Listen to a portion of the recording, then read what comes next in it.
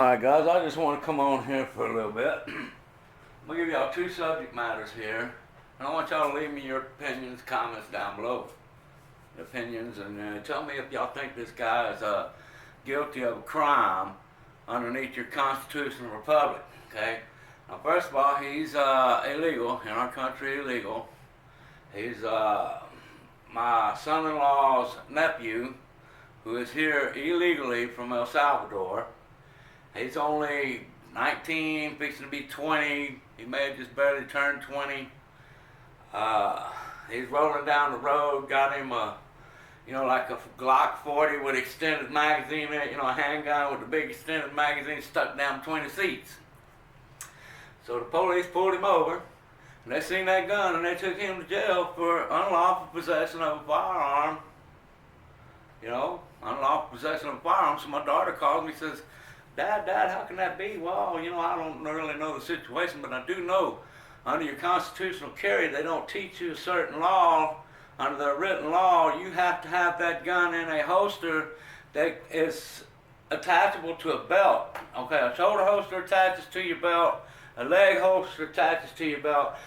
Pretty much any holster you put the gun in will attach to the belt. It's got to be one that can attach to the belt.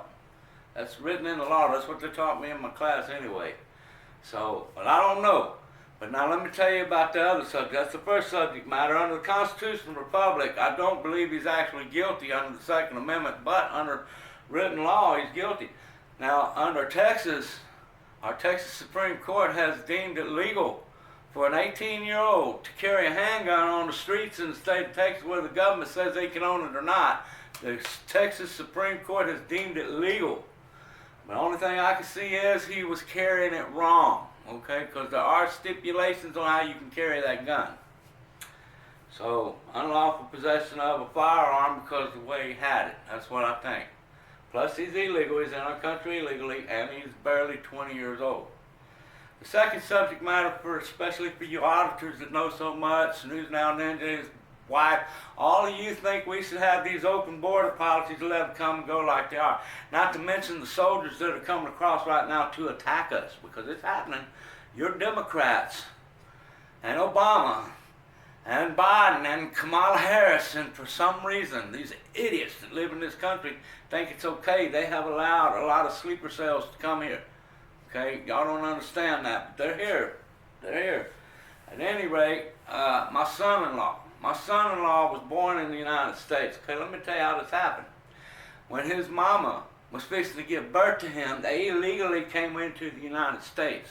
They came here illegally, specifically to give birth to the one that is now my son-in-law. Because once he was born in this country, he is now an American citizen because he was born here. They came here. They had him free of charge. We paid for that, the taxpayers, okay? Then, as soon as they had him, as soon as they got him back from the hospital, they crossed back over the border. They went back to El Salvador. He was raised the first 10 years of his life, 10 years of his life in El Salvador, the first 10 years. Then, they brought him back over here. Mom and Dad was illegal. He was legal. Remember, they brought him over and had the baby, specifically for the anchor baby purposes, okay? Because now Mom and Dad came over, brought him over, he worked, he brought the wife over, they used him as the anchor baby, they made Dad legal, they made Mom legal. Now, understand it's a money racket. In order to do this, it cost $10,000 for Mom, it cost $10,000 for Dad. When they got ready to do Sister Anita, when they did Sister, it cost $15,000. Now, she was here in our country illegally. She was here, she was a wetback, she was an illegal. She was working her ass off.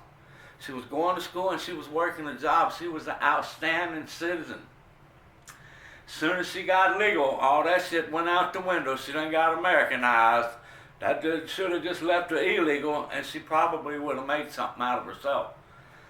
But my point is, you got the anchor baby.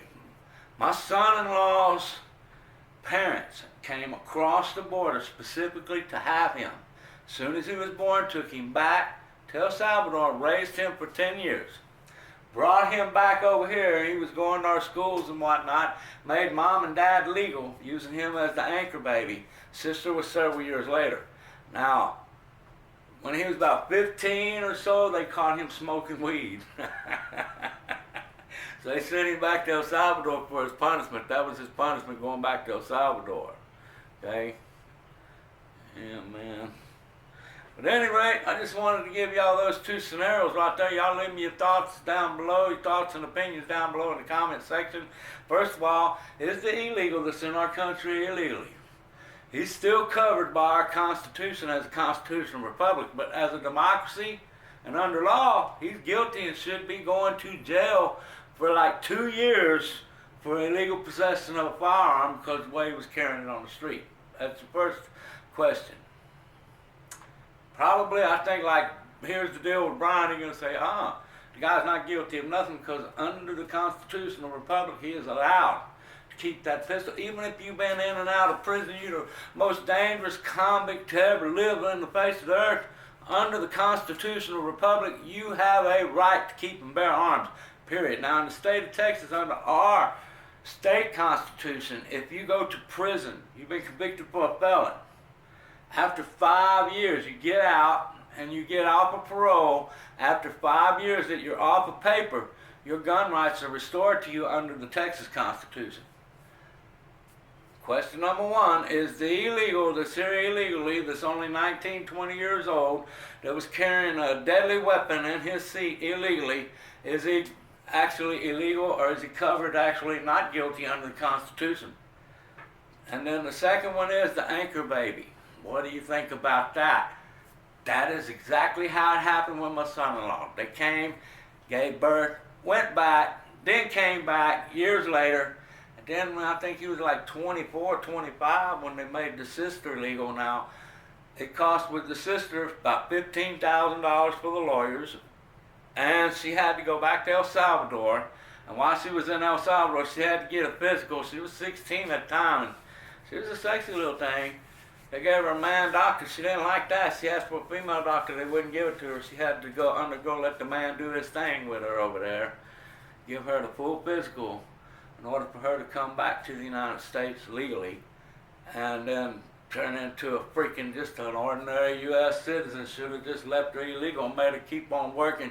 She would have had her diploma, which she does not have because she went over there and got herself legal. After she got legal, she quit the job, she quit the school, quit all of it. It is what it is, but that's what. Just give me your thoughts and opinions down below in the comment section. With that, guys, I'll talk to y'all later. I'm out.